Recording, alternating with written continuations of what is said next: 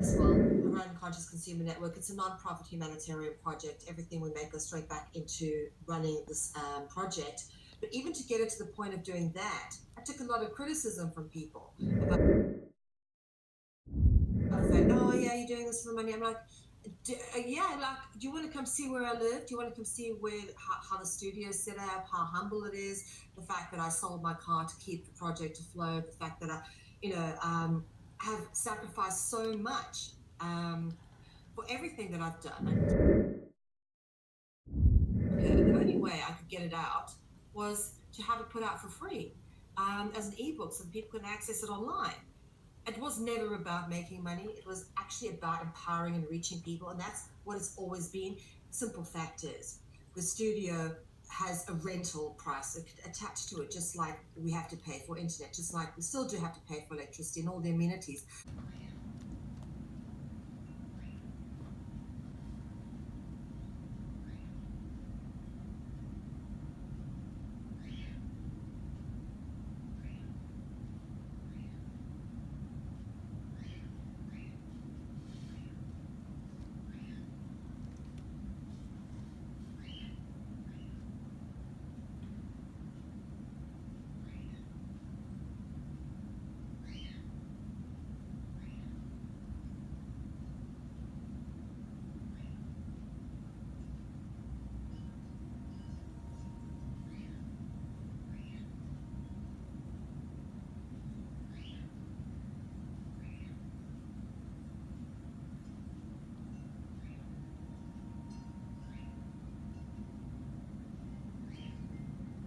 That obviously putting yourself out there and doing shows like this, you do actually make yourself pretty vulnerable and open to the public. And I'm not the type of person that's overly stagey. When I do present my information and research pieces, they are obviously more intentional. But I did start doing things more spontaneously and just being myself and talking honestly from my heart, doing the kind of work that I do. Just to give an example, as one of the things that I do, I've actually filed papers at the International Criminal Court for genocide in my home country because I'm in fact a refugee in Holland. If they cannot see the beauty and the good in what I'm doing, okay, it's what they're doing is projecting their own inner ugliness because they themselves don't understand that space. They just don't understand. They don't understand what it's like to give your life for a cause, as I've done, to give up everything, all material possessions, to live with nothing to try and help humanity. And when you get to a point really where you do not give a fuck what anybody else says, that is where you are at your freest. I've had to disentangle myself from a toxic family. I don't really need to go into the whole family bashing thing. I'm too respectful of the family despite what I've been through. But let's just say that they live in South Africa, I live here, and I saw them this year for the first time in 6 years. And even that was a very difficult thing. But that's, at the moment, that's like the smallest, they're the smallest monsters that I fight, and genuinely. And you can't decide how people act, but you can actually decide how their externalizations and projections affect you. And I quite simply do not let anyone affect me with their projections. Oh, I'm just listening to you guys. It's truly a lovely group of people, and I love listening to people's stories. As a journalist, I think that's a good skill, is to enjoy listening more than you enjoy speaking. And you get a variation of that now in the so-called awaken aware or truth movement, where you've got these, what I call people, physical, commercial and materialism is no longer cool. Now it's intellectual materialism. And oh my goodness, you've got these intellectual materialists who sit in their ivory towers, and other than doing very little to create a difference for everybody. And really all they're doing is building their own platform, building their own celebrity, building their own social equity. And when you look at their projects, this is, as a project manager, it's one thing I'm very good at. And I do a lot of these global initiative reviews on Conscious Consumer Network.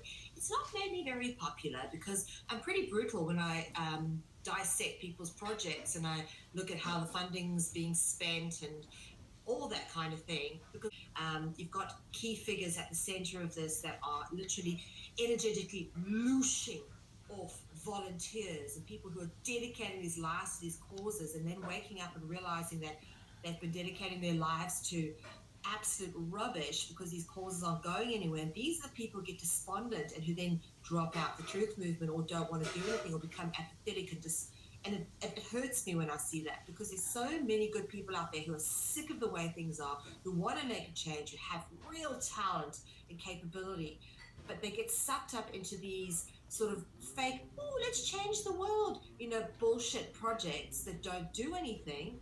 It's despondent. It is so hard to get people now volunteering for good projects because you've got a lot of people literally screwing people over left, right, and center, and big names as well. The Ubuntu Project, New Earth Nation. I've called these guys out. I presented the evidence. So it was Conscious Consumer Network. Let's keep it into reality that people can connect with, because he's the consumer I want to connect with. Alright, let's see what they got.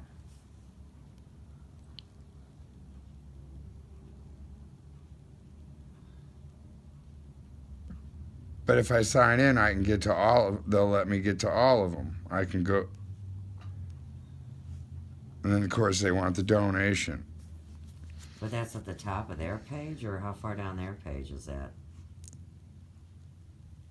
That's when I look you up on, your icon comes up on CCN when I go to CCN. So here's how I see it. We've got quite a few broadcasters on Conscious Consumer Network who have very hectic pasts.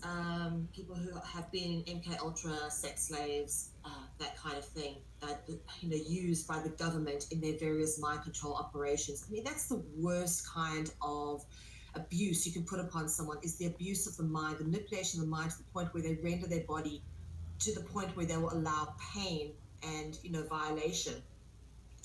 So, the beauty of working with these people, first off, it can be very, very hectic because they can flip into their altars and they can attack you. And I've kind of learned, sometimes when people come at you, you need to understand what's driving them instead of just attacking back. And that's one thing that's been a very good lesson for me with this network and working with people who have such extreme personalities. You have a lot of people who come and who are very insecure, very broken, very sad, very hurt, and who do need a lot of building up and who do need a lot of encouragement. And that is one of the things we've tried to do in creating Conscious Consumer Network, was to create a support network for those people who want to come out and say something, who have a voice, but they need a little bit of support behind them, a little bit of training. So it's a multi-integrational process that we engage in with Conscious Consumer Network, not only in the way we face New Paradigm Media, but also in the way we've created the operational structure, which is all based on consent. I don't tie people into contracts. Down to the way in which I mentor, train, and coach people who require it. And we've been getting a lot of people coming to us asking questions, and it's so difficult to try and manage information, do investigations, whilst everyone wants their little bit of information.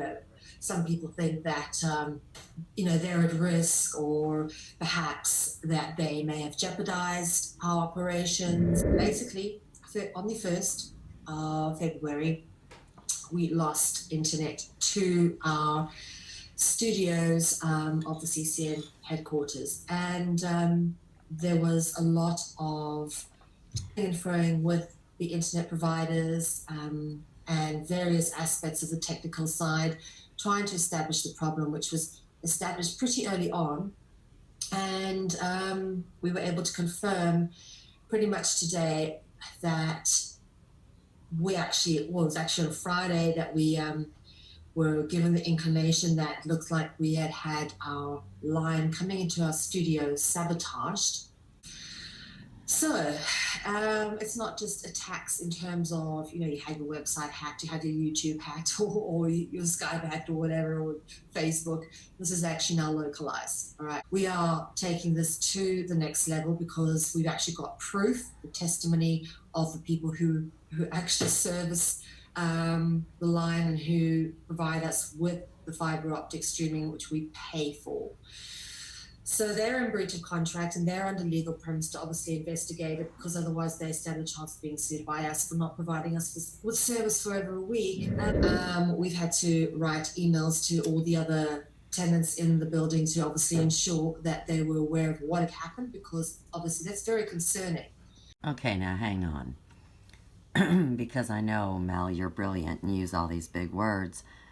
But what it sounds like to me, as somebody just listening in, it sounds like somebody messed with the cable on the outside of your apartment building. Is that what you're saying? And then would it be, the way that they can prove that is, of course, because there was damage done to their equipment on the outside of the apartment building.